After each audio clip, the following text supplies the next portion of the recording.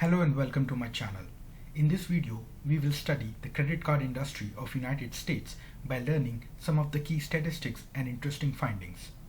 In the year 2020, the total debt owed by American public was about $14 trillion and credit card debt was the fourth largest debt bucket at about 6% of the total debt. The total credit card debt was about $0.8 trillion and was the fourth largest debt bucket after mortgage loan, student loan and auto loan. However, it is important to understand that mortgage and auto loans are secured loan, which means they are backed by a physical asset, whereas credit card is an unsecured loan, which means there is no collateral against this debt.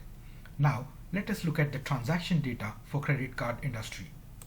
In 2020, there were about 45 billion credit card transactions, resulting in a total transaction amount of about $4 trillion.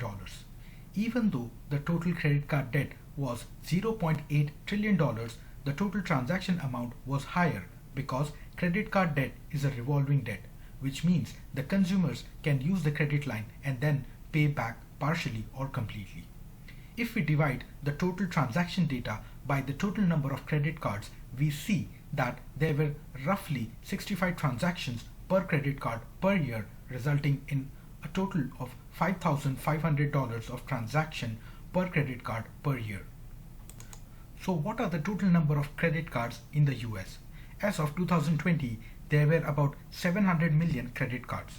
However, an average person held about 4 credit cards in the US and utilized only 25% of their total available credit line. At this utilization level, the average credit card debt balance carried by an individual person was about $6,000. Looking at the averages, we can say that an average person owes roughly 18% of their annual income in credit card debt. However, averages do not tell the complete story, as the distribution of this debt might be skewed. Hence, let us look at the distribution of the debt by income, credit score, age, and education. Even though the average credit card balance of the industry is about $6,000, about half of the customers carry less than $2,500 balance on their credit card. As we go higher up the credit card balance buckets, the percentage of credit card holders decreases. This distribution aligns with the distribution of income in the economy.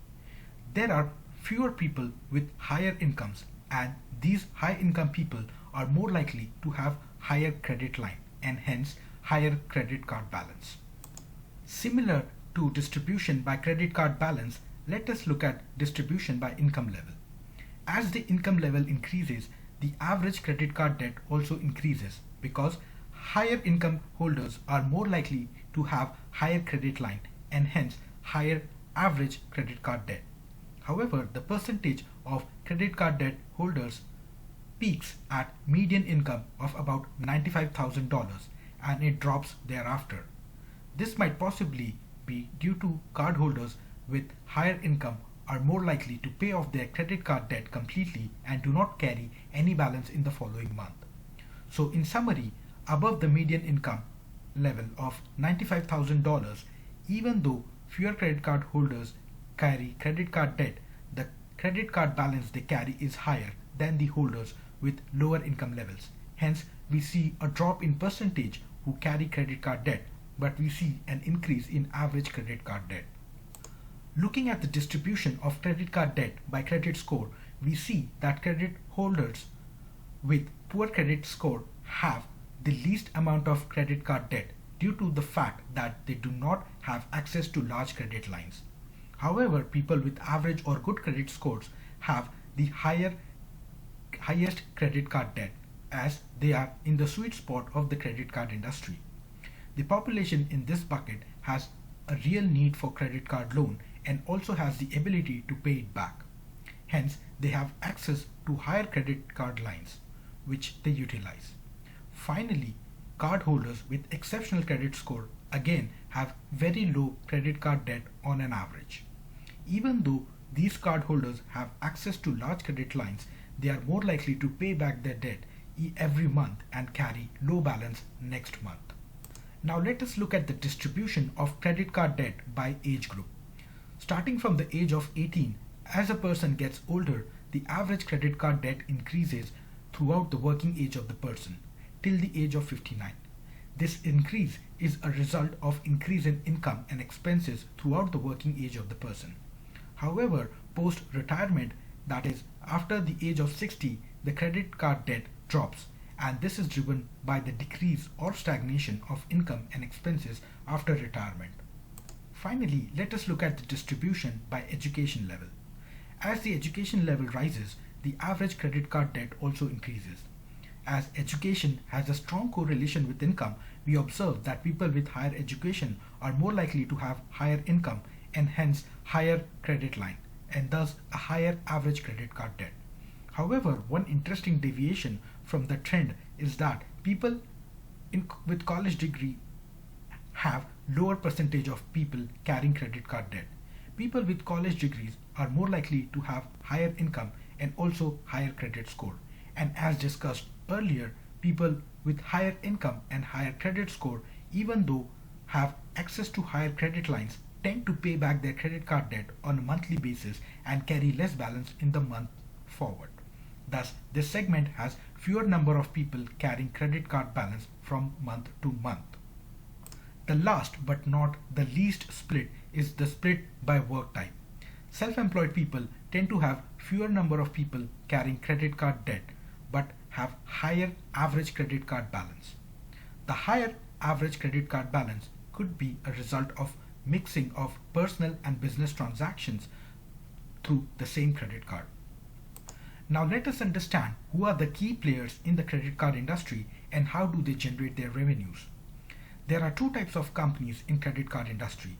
The network companies are companies that provide the technology backbone to facilitate the transaction.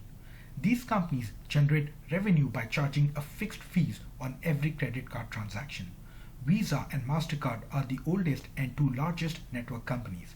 American Express and Discover are more recent entrants in the market. The issuer companies are banking companies that finance the credit card transaction.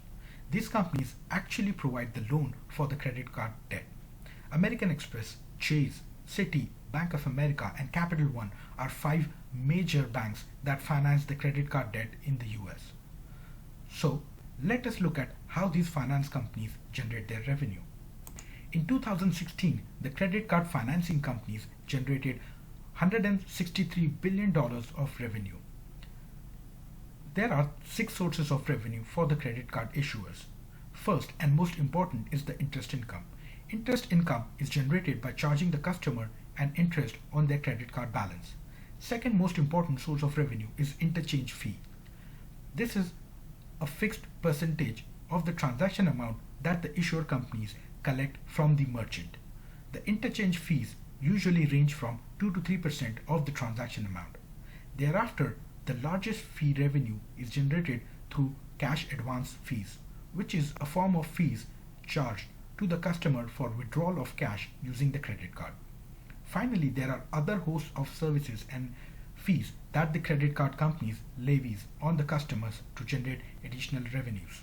Now let us try to calculate how much interest income do the credit card companies make off of one customer on an annual basis.